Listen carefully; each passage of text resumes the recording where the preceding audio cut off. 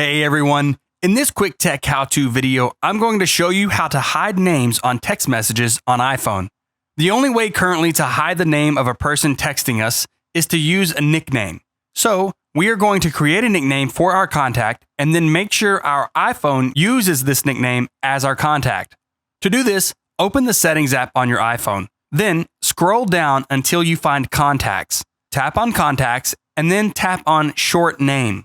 At the very bottom of the short name page, you'll see Prefer Nickname. It might be on by default, but if not, just tap on the toggle switch to turn it on. Now, let's give our contact a nickname. Go to your Contacts app on your iPhone. Find the contact that you want to add a nickname to and tap on them. Then, in the upper right-hand corner, tap on Edit.